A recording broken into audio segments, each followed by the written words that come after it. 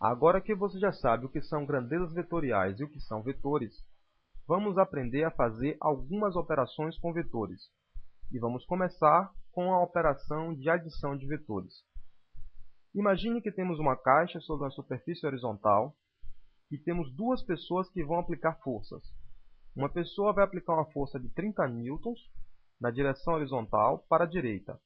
A outra pessoa vai aplicar uma força de 40 newtons também na direção horizontal, também apontando para a direita.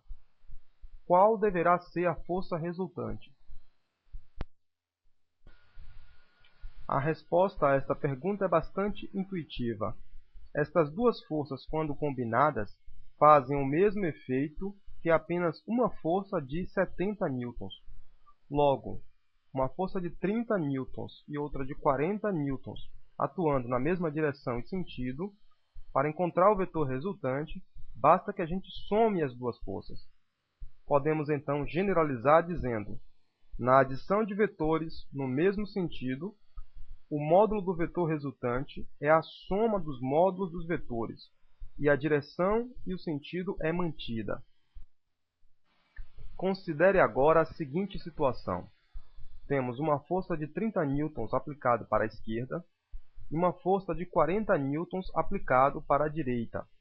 Temos então vetores que possuem a mesma direção, ambos estão na horizontal, só que eles estão com sentidos opostos. Neste caso, qual deverá ser a força resultante?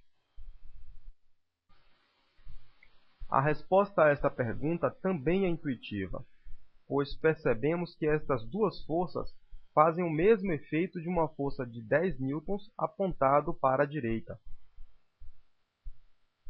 Generalizando, podemos dizer que, na adição de vetores com sentidos opostos, o módulo do vetor resultante é a subtração dos módulos dos vetores.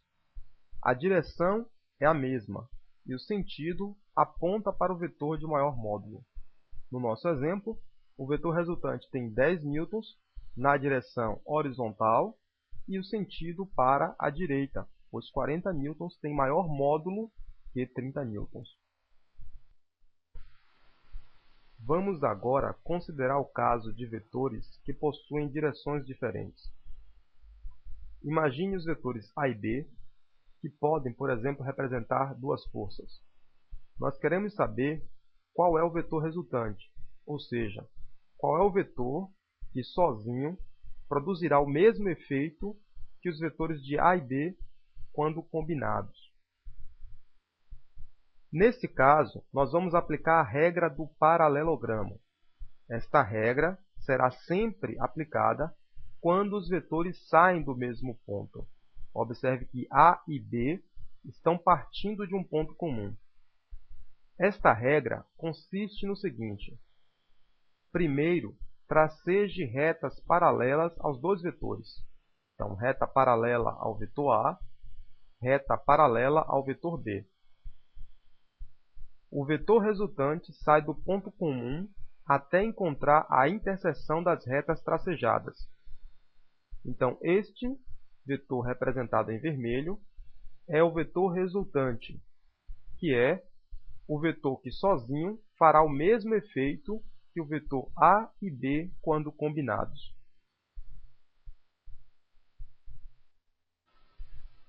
Uma segunda situação que costuma aparecer na adição de vetores com sentidos diferentes é quando a extremidade de um vetor coincide com o início do outro vetor, como no exemplo ao lado.